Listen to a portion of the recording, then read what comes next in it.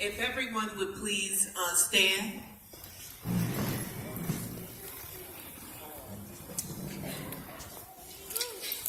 And if you're not able to stand, please stand in spirit. And may we call for stillness in the house for the Tamshila Tutu Onana, the farewell statement. Oh, and one more thing, we have one more announcement. I'll do that Tuesday. Strive for discipline, dedication, achievement in all you do. Dare to struggle and sacrifice and gain the strength that comes from this. Build where you are and leave a legacy that will last as long as the sun shines and the water flows. Practice daily. Come on, repeat after me. Unity. Unity. Self-determination. Self-determination. Collective work and responsibility. Collective work and responsibility. Cooperative economics. Cooperative economics. Purpose. Purpose. Creativity. Creativity. And faith. And faith. May the wisdom of the ancestors always walk with us. May the year's end meet us laughing and stronger. May our children honor us by following our example of love and struggle. And at the end of next year, may we gather again in large numbers with greater achievement and closer to liberation and a higher level of human life. So before we do the 7 Harambe's, what I wanted to, somebody tell me, what does Harambe mean?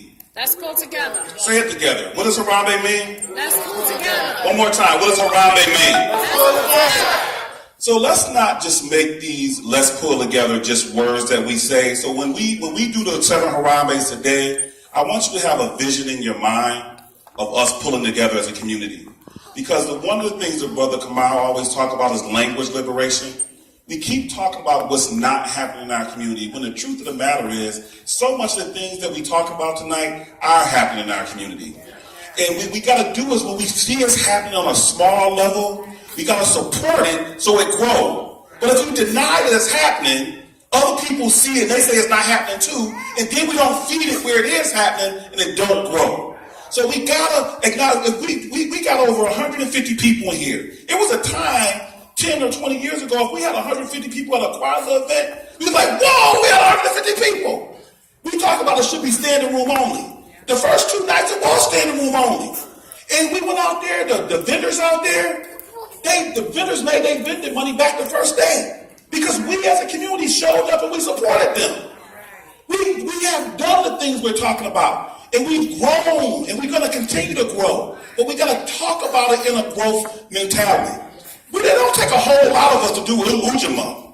Matter of fact, it takes very few of us. I can tell you, from example, some of the stuff that's going on today in the Buffalo Board of Education, where our schools are open later. Remember when our schools wasn't open later? We didn't have after-school program. We couldn't go to the school on Saturday. Those things we can do now. We got 5 new schools. That's because small groups of people got together. Buffalo Local Action Committee, the DPCC, the Better Schools, Better Neighborhood, small groups of people, and change that. We can change it with small groups of people. We don't, but we got to be optimistic and powerful. And here's the last part of let's pull together. We cannot pull each other down. Sister Carrie Horn, where you at? Come here, Sister Carrie, real quickly. Last night I said to everybody, we have to come together as a community to confront somebody who was attacking our community, Kyle Palladino, and go support that. Amen. Well, I came in today, you know what Sister Carrie Horn, the first question she asked me? She said at that event, somebody from our community came and said that Sam Rafter, what? Called me out of what? That basically, he was saying that you didn't show up, that you always are wherever the money is. So here we are, doing Kwanzaa. Working in the community, no ifs, ands, or buts about it. Then somebody from our own community, after we sat here and worked to get people there.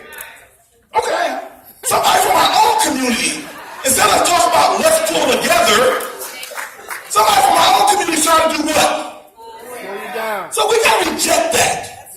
We got to confront that. And so when we say Harambe, let's mean that. And when people from our own community, we got to challenge them.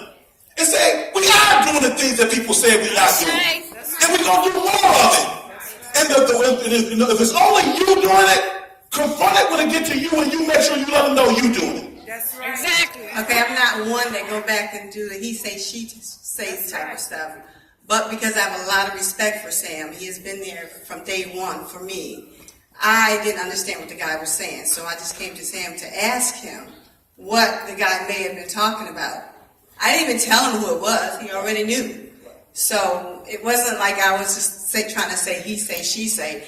My thing was, wait a minute, what does he have wrong? Because obviously it couldn't be you. So what does he have wrong? I thought the guy must have false information. Well, I'm not worried about him. Whenever you're doing something, there's always going to be people, especially people who are not doing something, is going to criticize what you do. I'm not worried about him. What I am saying, though, is that when we say Harambe tonight, let's really put some energy and let's pull together. Because every step we make to pull together, people are going to try to pull us apart. And what we can't do is let them pull us apart. We have to speak positive, love, truthful optimism into what we are doing.